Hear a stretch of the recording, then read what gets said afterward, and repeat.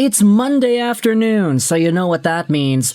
All the shows and radio broadcasts and the podcasts have kicked off for a brand new week, which means we have some brand new updates in regards to Vancouver Canucks trade rumors. We're going to be talking about the latest from Elliotte Friedman and Rik Dhaliwal on Kiefer Sherwood.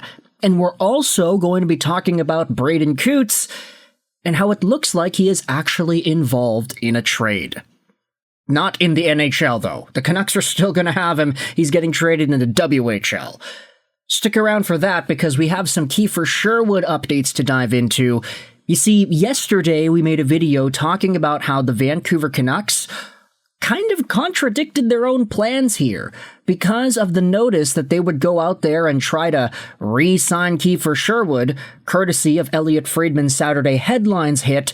It brought a lot of conversation back into the forefront as to whether or not the Vancouver Canucks are really going to retool in the ways they said they would. Would they actually trade away this pending UFA? Or would they fall into the sins of the past and just decide to give him a contract that's worth $5 million a year? Well, to help us out on what seems to be, we're going to head over onto Elliotte Friedman's radio hit on Donnie and Dolly. We're also going to be talking about Rik Dhaliwal's general comments from Donnie and Dolly. And we have Elliotte Friedman on 32 Thoughts, the podcast, earlier this morning.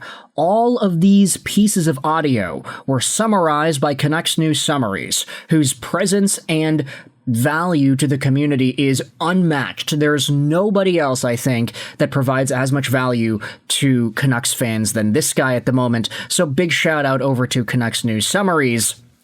This is what Elliotte Friedman said on Rik Dhaliwal's Donnie and Dolly in regards to Kiefer Sherwood. The two sides, Sherwood and the Canucks, had contract talks, but there is too big of a gap. It's more likely than not that he gets traded. He's unlikely to re-sign based on the size of the gap. So there we go. We did mention this in the video earlier in the weekend. Hey, Kiefer Sherwood, if they are offering him a contract, that doesn't necessarily mean that anything is going to get done. It just means that they offered him a contract. If anything, you can debate that this piece of news, the idea that Vancouver is offering Sherwood another deal, is more so just an incentive to try and up the trade price from other NHL teams. You can say that it was a smokescreen.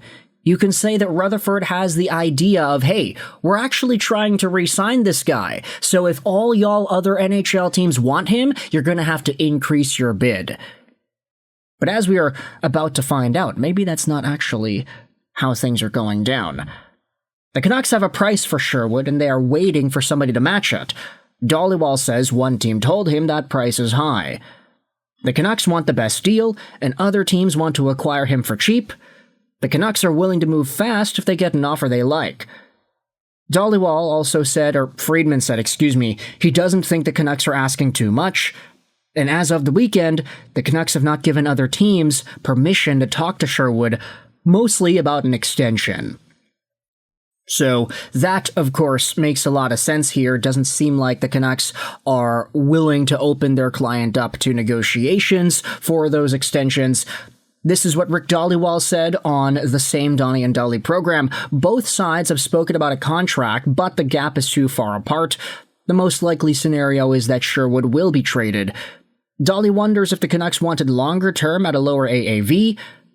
And then there's the same update at the bottom. Sherwood doesn't have permission to talk to other teams. However, it seems like most teams won't trade for him unless he re-signs. So that is going to be a pretty big obstacle for the Vancouver Canucks. If these other teams are not going to be super enthusiastic in trading for this guy unless he's got an extension, I feel like that is pretty misguided. I think that there will be more interest in this guy as the trade deadline comes and as he continues scoring goals and delivering big body checks. As long as he's consistent in the way he plays, there's going to be a lot more value for this guy heading into the trade deadline period. I would not be surprised if a bunch of other teams start upping the price and getting a bidding war going for Kiefer Sherwood. He's like Tyler Mott, but just better. So honestly, considering the fact that Mott was able to go for a decent return, Sherwood probably could get the same. Then you had yourselves what Elliotte Friedman said on the 32 Thoughts podcast earlier this morning. Take a look at this. He was told that no offer was made to Sherwood from the Canucks, but it's semantics. The Canucks and his agent did go back and forth on numbers. Canucks contract numbers to Sherwood are not where his side sees the market, but it wasn't insulting. Okay, that's pretty good. It's like Vancouver wasn't lowballing Sherwood a $2 million contract offer. It was probably reasonable, and considering the fact that they did similar things last year with Dakota Joshua, yeah, I'm not surprised that they were going out there and shopping numbers. Friedman also goes out here and says that he thinks the Canucks were seeing if they could re-sign Sherwood for under market value. He doesn't even know if the Canucks believed it would happen. There's a gap between what Sherwood wants and what the Canucks value him at, and then Friedman says he doesn't have a good feel for when a trade could occur. The noise around Sherwood has definitely increased the last few days, and then in trade negotiations for UFAs, teams will ask the trading team if they have discussed a contract with the player yet and ask what the player wants on their next deal. So assuming Kiefer Sherwood's representation hasn't totally gone out to lunch and asked for a $5-6 million AAV contract, Vancouver probably has the necessary information to sell other teams on a contract extension for this player. It's probably like, okay, Vancouver, what is Sherwood asking for in his contract negotiations? And then the Canucks can say, oh, well, he's asking for 4.5 by 4. And if the team thinks that's a reasonable price to pay for him long term, maybe not, maybe so, who really knows? Then we'll see whether or not that actually entices a team to be comfortable with trading for him, especially with this note that most teams won't trade for him unless he re-signs. It does seem like Kiefer Sherwood is only going to get moved to a team that feels confident that they can bring him back, unless they are just strictly going for him as a pure rental move sometime before the trade deadline. Now, let's go back over onto this, because Elliotte Friedman's Donnie and Dolly Hit did have some other conversations. He spoke about Tyler Myers and Philip Hronek. He doesn't think they're going anywhere. Canucks' other UFAs are out there too. And then Friedman talks about Gavin McKenna. He didn't have the best World Juniors, and the struggles this season will be good for him in the long run. Speaking about that World Juniors, let's go out there and quickly assess Braeden Cootes and his situation with the Seattle Thunderbirds.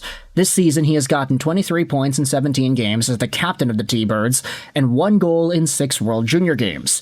Now, this is what was tweeted about by Rick Dhaliwal earlier this morning. Lots of teams are calling Seattle for Canucks #1 draft pick Braeden Cootes.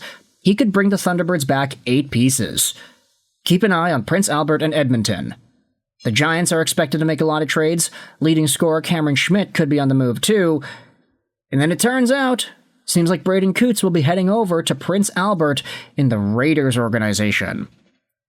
Now this is actually great, because if you take a look at the WHL this season, Prince Albert is one of the best teams in the league. They have 27 wins, 5 losses, 58 points, and they are just 1 point behind the WHL's best Medicine Hat Tigers. So this is going to be great for Braden Cootes, going for a team in Seattle that is unfortunately last place in the U.S. division. They have 32 points. They're not doing all too well, so going to one of the best teams in Prince Albert is going to be great for Cootes and his development. Let's just see the explosion of offense that he's going to get with his brand new squad.